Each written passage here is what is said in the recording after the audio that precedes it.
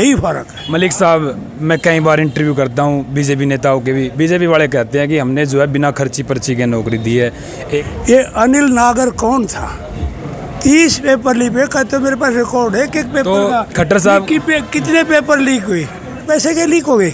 लेकिन खट्टर साहब कहते थे कि भी अगर जो कोई धांधली करता पकड़ा गया, ऐसा करता पकड़ा गया, उसकी सारी संपत्ति जब्त करेंगे।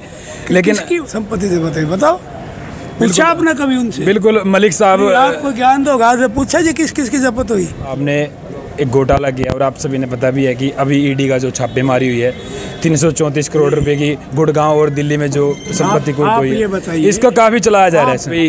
हुड्डा साहब ने तो चरा तो हरियाणा में और दूध दिया रोहतक में, इसके पीछे की क्या कहानी है? क्योंकि कह रहे हैं कि कुछ लोग मानते हैं कि हरियाणा में हुड्डा साहब ने रोहतक में विकास किया और डिस्ट्रिक्ट कहाँ चली गई थी? खट्टर साहब के भेजे हुए या इसके मोहनलाल पटौदी के भेजे हुए नहीं किया है। तो सरकार कह रही है सबका साथ सबका विकास, इसमें तो क्या? हाँ, इसका ये बात सही है भाई।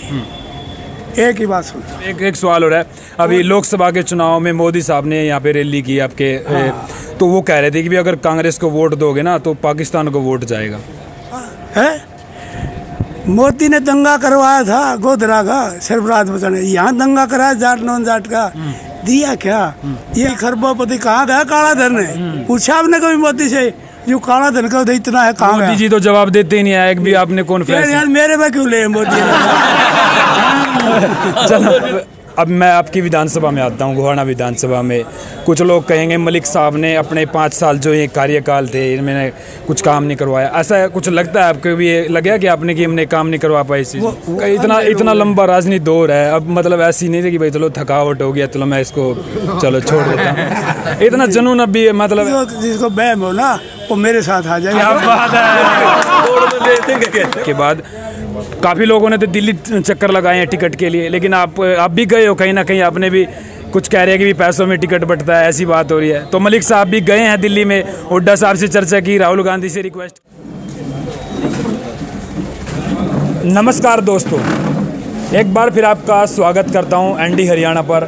फिलहाल एक ऐसी शख्सियत खड़ी है हमारे पास में जिसको कह सकते हैं कि एक मजबूत चेहरा और एक कांग्रेस की जान। हमारे साथ आज जगबीर मलिक है जो कि गोहाना से लगभग ये कह सकता हूँ कि भाई राजनीति का इतना ज़बरदस्त दौर रहा, विधायक पे विधायक, विधायक पे विधायक, एक बार बंसीलाल की पार्टी से और एक बार जो है कई बार जो है कांग्रेस पार्टी से। तो मलिक साहब अब की बार का चुनाव काफ़ी दिलचस्प है क्योंकि एक तरफ बीजेपी है और एक तरफ कांग्रेस है, फिलहाल फाइट दोनों में है। और अब की विधानसभा पूरे हरियाणा में फेमस हो चुकी है क्योंकि रोहतक से हारने के बाद डॉक्टर रविंद्र शर्मा अब यहाँ पर मैदान में उतरे हैं और एक आप भी इस मैदान में उतरे हैं। और मैं एक इंटरव्यू कर रहा था अभी आपके इस हलके में, लोगों से पूछ रहा था कि जगबीर मलिक का कैसा कार्यकाल रहा। बोले जगबीर मलिक पर ऐसा एक दाग नहीं लगा सकता कोई, एक बहुत बड़ी बात है। तो जगबीर मलिक से बात करने से पहले मैं एक बार स्वागत कर लेता हूं और बधाई देता हूं कि टिकट जो इनकी कंफर्म हो गया। जगबीर मलिक जी, आपका बहुत बहुत स्वागत है और आपको बधाई भी हमारे चैनल की तरफ से। धन्यवाद, आपके एनडी चैनल का बहुत बहुत धन्यवाद। आज आपने टाइम दिया, हमारे लिए टाइम निकाला। मलिक साहब, अब की बार का चुनाव किस तरीके से देखते हैं? क्योंकि अब टिकट जो है 31 कैंडिडेट घोषित हुए हैं और ऐसे इतने दौरों की बात चली, राहुल गांधी के साथ में, हुड्डा साहब के साथ में, और कई बार तो ऐसी बात चला है कि जो हरियाणा में हुड्डा साहब ही टिकट डिक्लेयर करते हैं, लेकिन ऐसा अटका लगा, ऐसा पेंच भिड़ा कि कहीं ना कहीं एक मुसीबत खड़ी हुई, लेकिन उसके बाद हल निकला। क्या समझते हैं अब की बार का जो टिकट का बांटने का दौर था, हुड्डा साहब का था या फिर हाईकमान का, कांग्रेस का था? देखिए, नंबर 1 तो ये इलेक्शन जो है कांग्रेस वर्सेस बीजेपी नहीं है, ये इलेक्शन बीजेपी वर्सेस जनता है। ये इलेक्शन जनता लड़ रही है क्योंकि जनता ने 10 साल में जो कष्ट सहे हैं, जो तकलीफ़ें सही है, चाहे वो बेरोज़गारी की बात हो, युवाओं ने इस देश से ही पलायन कर दिया। इस बेरोज़गारी हरियाणा में सबसे ज़्यादा है और गंभीर समस्या है ये, पैदा भी बीजेपी ने कर रखी है।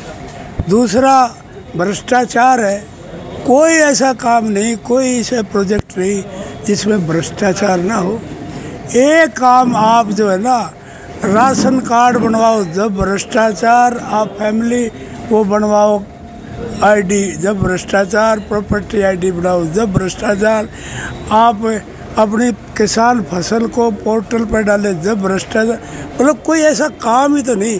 इस भ्रष्टाचार से लोगों के नाक में दम आ गया। और सबसे बड़ी समस्या महंगाई, जो इन्हें इलेक्ट्रल बॉन्ड लिए थे ना, जो बड़े बड़े धनाढ्यों से, और उनकी वजह से आज महंगाई है, उन इलेक्ट्रल बॉन्ड की वजह से।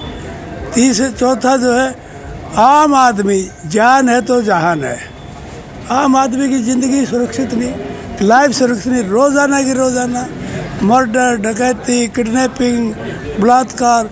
इस हरियाणा को तो ऐसा बढ़ा दिया जैसे मर्डर ये चीज़ कोई चीज़ ही ना हो।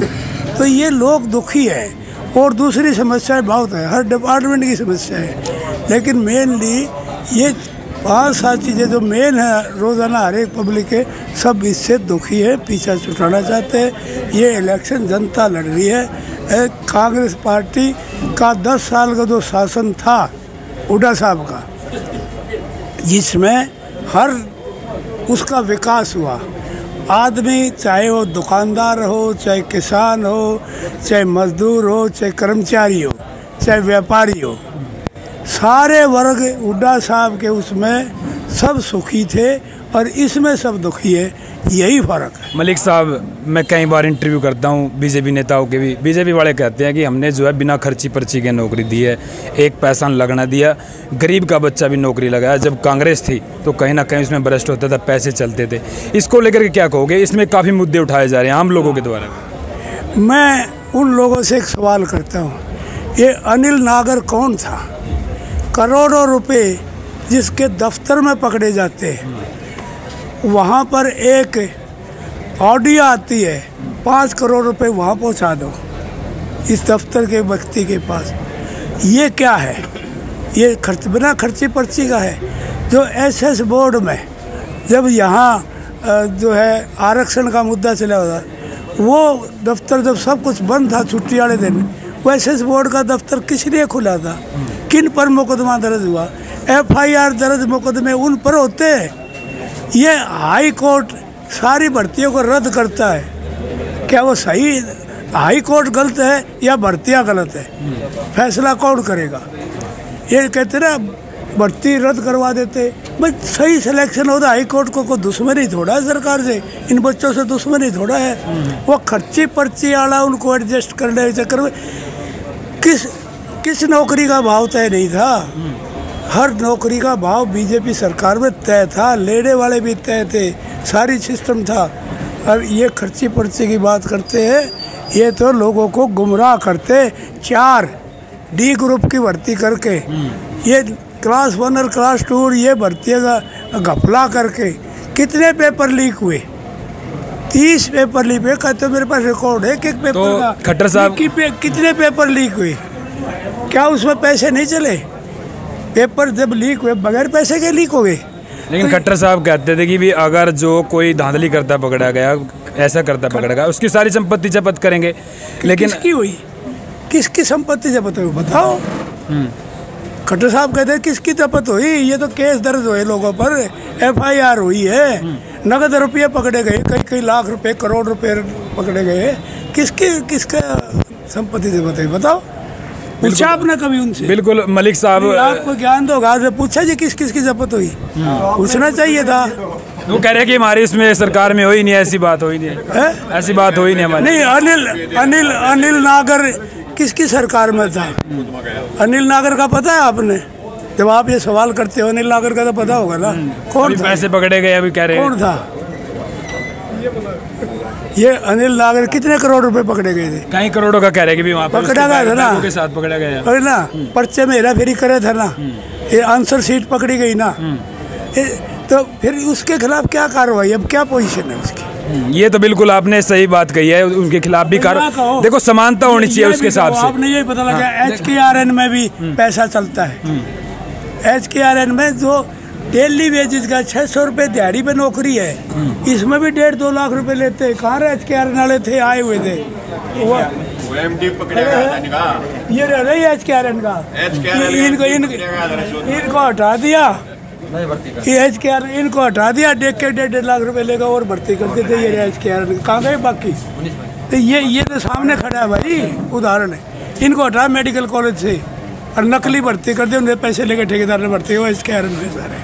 मलिक साहब चुनाव जीत, हाँ मैं करूँगा आपका इंटरव्यू, और ये इंटरव्यू काफ़ी आपका देखेंगे भी, हर घर में इंटरव्यू चलेगा।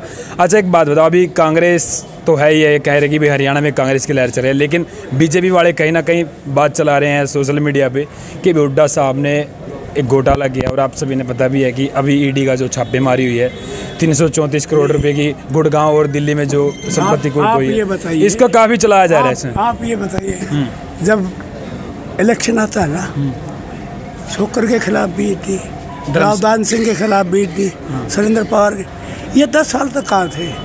10 साल तक कहाँ थे? और जब ये सारे कांग्रेस में हो जाते हैं, ये साफ हो गए। मतलब आपने पता कि छोकर साहब का नाम रिया समालखा विधानसभा से है।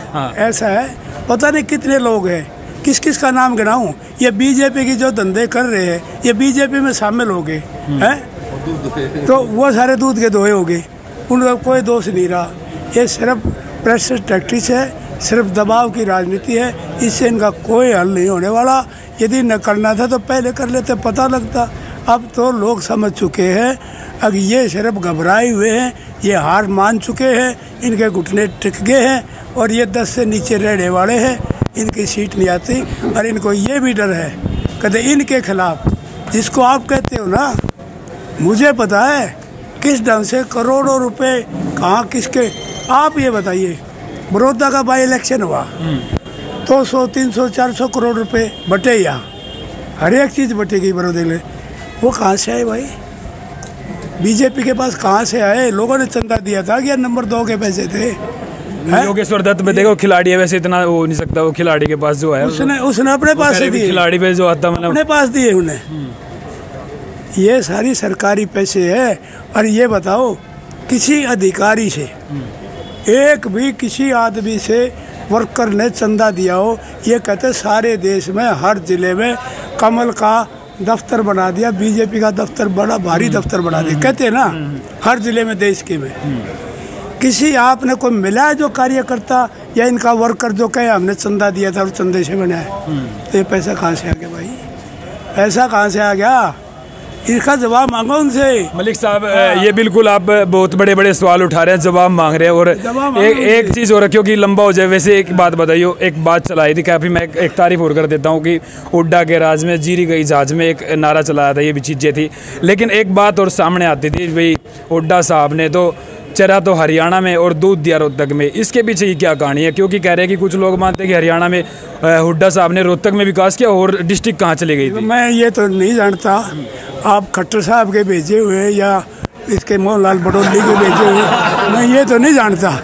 लेकिन आपके सवाल बिल्कुल लीक से परे हटके हैं।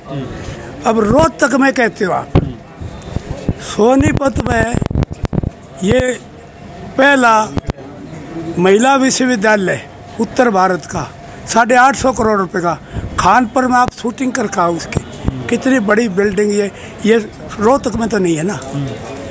मेडिकल कॉलेज खानपुर कला भगत सिंह फूल सिंह मेडिकल कॉलेज, ये खानपुर में है, ये रोहतक में तो नहीं है ना। खानपुर में है, सोनीपत की आपकी विधानसभा के अंदर। रोहतक में नहीं, रोहतक में गया है ना वो जो है। बाकी में कुरुक्षेत्र का, पंचकुले का, आपका महेंद्रगढ़ का, आपके उन यूनिवर्सिटीज़ का सारी गिना दूँगा मैं।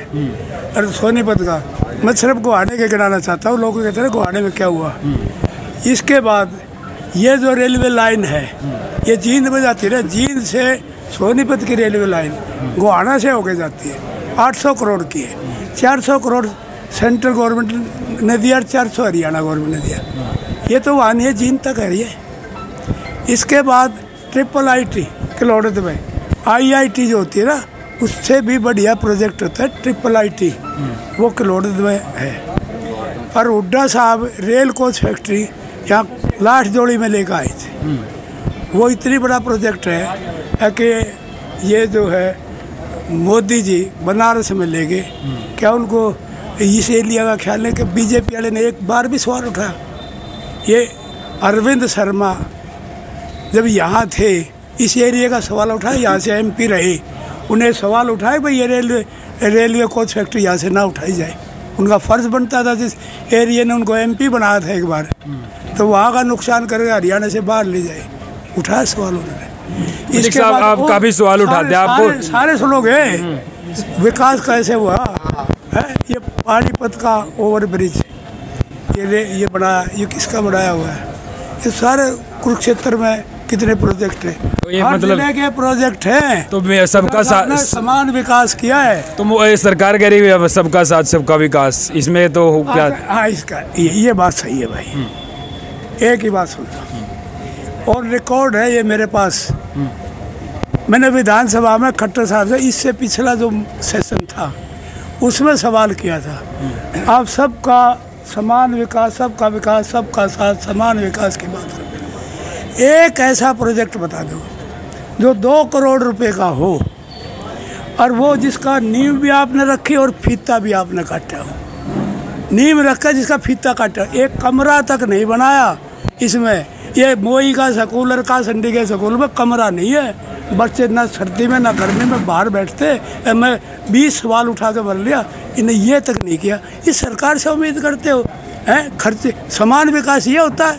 समान विकास जवाब नहीं दे पाए खट्टर साहब। मलिक साहब आपके यहाँ पर समान बिल्कुल आपने बिल्कुल सही बात कही है। मलिक साहब एक सवाल हो रहा है, अभी लोकसभा के चुनाव में मोदी साहब ने यहाँ पे रैली की आपके, तो वो कह रहे थे कि भी अगर कांग्रेस को वोट दोगे ना तो पाकिस्तान को वोट जाएगा। इन्होंने देश को बर्बाद करने का ठेका ले रखा है। जात पात धर्म के, जात पात और धर्म की लड़ाई, और ये छोड़ रखे चैनलों वाले। अब पाकिस्तान का इसका हिंदू मुस्लिम का मुद्दा उठाओ, आप चैनलों वाले छोड़ रखे ये सिर्फ इस बात का उधर। आप ये बताइए, मोदी ये कहता है पाकिस्तान का है, मोदी ने दंगा करवाया था गोधरा का सिर्फ रात बचाने, यहाँ दंगा कराया जाट नॉन जाट का, दिया क्या? ये आपस में लड़ा दिए, भाई लड़ा दिए, भाईचारा खराब कर दिया। मार आप पी गए सारा, मार तो आप खा गए सारा है। जितना कमाई थी जो सारा सौदा, उनके अरबोपति खरबोपति कहाँ गया काला धन है? पूछा आपने कभी मोदी से जो काला धन का इतना है कहाँ? मोदी जी तो जवाब देते ही नहीं है, एक भी आपने कॉन्फ्रेंस यार मेरे में क्यों ले मोदी चलो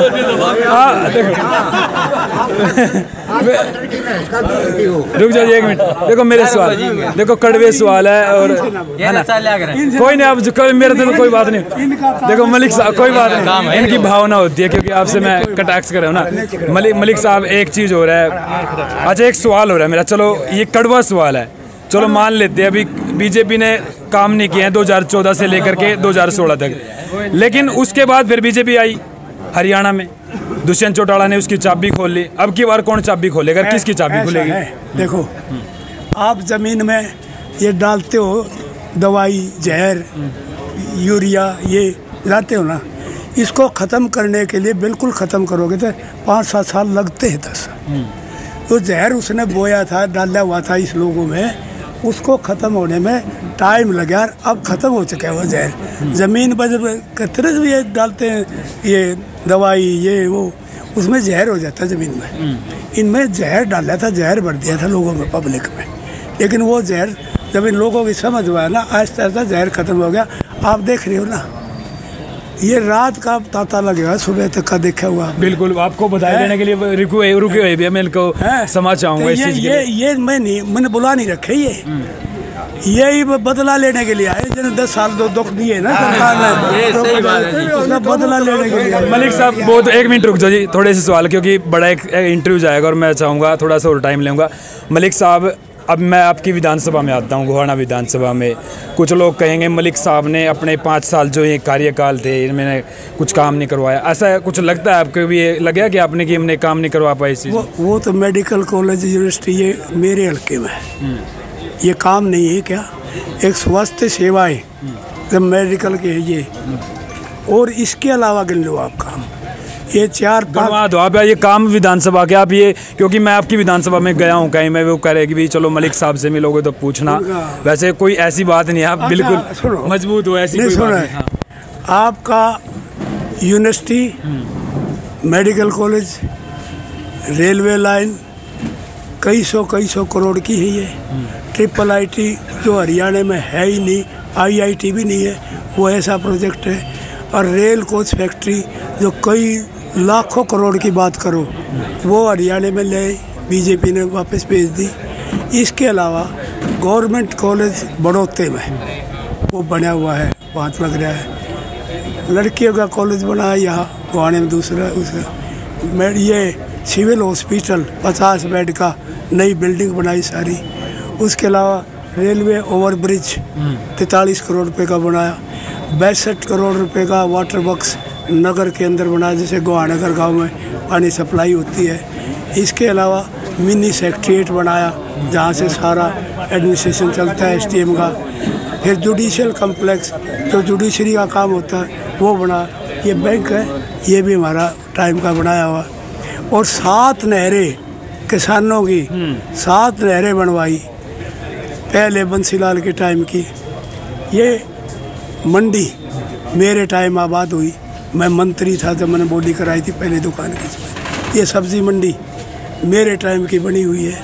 ये ड्रेन नंबर 8 के जो यहाँ फ्लड आया करता बड़ा भारी, ये सारा शहर डूबा करता, ये मेरा ये बिल्कुल हाँ, ये इसके बहुत बड़ा सवाल है। ड्रेन नंबर 8 मेरा करवाया है। रिठाल की ड्रेन, मुंडाक ड्रेन, कितनी ड्रेन के बात बताऊं, कितनी नहरों की बात बताऊं।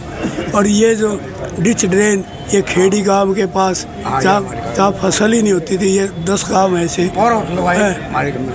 और 10 खेल स्टेडियम इस इलाके में बनवाए हमने। हल्के में 5 पावर हाउस बनवाए। ये जो नीचे यहाँ पानी निकलता है ना, पूरा परमात्मा ने बरसात नहीं की, नहीं यहाँ इतना पानी होता था, 6-6 फुट के वो है, आदमी खड़ा सीवर। देखो भाई, मलिक साहब ने इतने काम करवाए, मेरे ख्याल में पूरे मतलब शाम हो जाएगी। मलिक साहब आप काम की तो बिल्कुल आप बहुत रह गया। एक बार मैं, क्योंकि ज़्यादा काफ़ी वो बिल्कुल हो गया, राइट हो गया आप बिल्कुल, मैं आपको मानता हूँ। फिलहाल मलिक साहब एक चीज़ हो रहा है, अब चुनाव किस तरीके से देखते हैं, क्योंकि अरविंद शर्मा एक तरफ आए हैं लड़का RS शिकारा, कहते हैं मारे वर्कर पूरा हिम्मत लगाएंगे। मैं अपने वर्करों पे भरोसा करता हूँ। सारे इलेक्शन मेरे वर्करों ने लड़े, मैंने नहीं लड़ा है। और मैं समझता हूँ ये वर्कर अब के जो बाहर से आदमी आया है ना, उसका मुकाबला पूरी तरह से करेंगे। बाहर के आदमी को घुसने नहीं देंगे। अच्छा, तो बाहर के आदमी को। मलिक साहब, मैं एक सर्वे कर रहा था यहाँ पे चौक पे, मैं बोला अभी वोट किसकी दोगे। अब माहौल तो दोनों का, लेकिन लास्ट में जाकर जगबीर मलिक हमने दिखेगा, हमने जगबीर मलिक क्यों लगा। ये बिल्कुल वीडियो में रिकॉर्ड है, ये ऐसी क्या बात है जी? नहीं, मैं बिल्कुल सच बताता हूँ। मैं बोले लास्ट में भाई कुछ भी बात चलती रहो, लेकिन लास्ट में जगबीर मलिक देखेगा, मशीन बजाएगा। ऐसा है, देखो मैंने कभी किसी का नुकसान नहीं किया। नंबर 1 बात तो कोई कह दे मैंने किसी का नहीं, जिसका भला है मैंने भला करने की कोशिश की। शहर के विकास की बात हो, शहर के गाँव के विकास की बात हो, मैंने विकास की। वो जो आपको बताया नहीं, इतने इनको दिखता नहीं। मलिक साहब, आपका इतना लंबा राजनीति दौर है, अब मतलब ऐसी नहीं है कि भाई चलो थकावट हो गया, चलो मैं इसको चलो छोड़ देता हूँ। इतना जुनून अब भी, मतलब ऐसे विधायक मैंने पहली बार ऐसे विधायक आप देख रहे हैं। नहीं, मेरे को कोई तकलीफ नहीं थे सारे दिन भाई। मैंने राहुल गांधी की यात्रा में मेवात से लेकर जहाँ हरियाणा शुरू होता है, और वो पैदल यात्रा की, एक कदम पैदल मापे सारा हरियाणा। जो आदमी ये कहते हैं ना ये कमजोर है, मैंने वहाँ तक पैदल 20-22 किलोमीटर डेली चला हूँ मैं उनके साथ। और ये बहुत लोग थे, हमारे वर्कर थे। और अब भी जो जिसको बहम हो ना, वो मेरे साथ आ जाए। देखो, ये तो बात आज साबित कर दिया मलिक साहब ने कि भी आदमी शरीर से नहीं मन से बूढ़ा होता है, लेकिन मलिक साहब में आज भी वही जोश है। फिलहाल एक देख सकते हैं कार्यकर्ताओं की भीड़, और काफ़ी लंबे इंटरव्यू के बाद आपके कुछ सवाल रहेंगे तो मैं मिलता रहूँगा। और लोकसभा में विधानसभा में काफ़ी क्या कुछ माहौल है मैं वो भी दिखाऊँगा। फिलहाल आप भी कुछ कहना चाहोगे जनता को? आपके 62 गाँव है, 62 गाँव के लोग कुछ नाराज़ भी होंगे, कुछ में पानी भी भरा होगा गलियों में, कुछ ऐसी होगी ऐसा है। नंबर 1 तो मैं 10 साल से पावर से बाहर हूँ, लेकिन मैं क्लेम कर सकता हूँ ये मेरा मोबाइल है ना, रात को 24 घंटे ऑन रहता है। अच्छा जी। हाँ, 24 घंटे, और मैं खुद उठाता हूँ। और कोई बात करता है रात को भी तो मैं उसका जवाब देता हूँ, उसका सॉल्यूशन करके बताता हूँ ये सॉल्यूशन है। मैं किसी का चाहे मेरे खिलाफ का हो, मैं कभी ये नहीं सोचता। हाँ, एक बात ज़रूर सपोर्ट करता हूँ। कोई मेरे से गलत काम कराना चाहे, किसी को नुकसान कराना चाहे, वो मैं नहीं करता। मलिक साहब लेकिन बिल्कुल आपने बड़ी अच्छी बताया। एक सवाल हो रहा है, एक बड़ा सवाल है, क्योंकि कई दौर की बैठक के बाद काफ़ी लोगों ने तो दिल्ली चक्कर लगाए हैं टिकट के लिए, लेकिन आप भी गए हो, कहीं ना कहीं आपने भी कुछ कह रहे हैं कि भी पैसों में टिकट बंटता है, ऐसी बात हो रही है। तो मलिक साहब भी गए हैं दिल्ली में, हुड्डा साहब से चर्चा की, राहुल गांधी से रिक्वेस्ट की, या फिर वैसे ही टिकट हो गया? ये ऊपर वाले की मर्जी है। आज जाने की सोच रहे हूँ, तो मौका मिल गया। ये कार्यकर्ताओं से जो मेरे को इजाज़त मिल गई, पहले कार्यकर्ता से बात करके मौका मिला तो आज जाऊँगा, टिकट लेने ही जाऊँगा। मैंने कभी, परमात्मा की मेहरबानी है, मैंने आज तक जब भी है कभी किसी से मांगी नहीं टिकट। अच्छा जी, चलो बहुत बहुत शुक्रिया मलिक साहब। और एक मेरी और अपील है, सभी कार्यकर्ताओं से अपील है, 11 तारीख को नॉमिनेशन भरना है। 9 बजे यहाँ पर जो है इस एरिया के गोहाना शहर का जो एरिया है, यहाँ हवन होगा दफ्तर का, और बाकी एरिया जो आगे बढ़ा है वो उसमें नॉमिनेशन में अपनी पूरी तैयारी के साथ जुलूस के साथ चलेंगे। क्या बात है भाई। चलो बहुत बहुत शुक्रिया मलिक साहब का टाइम देने के लिए।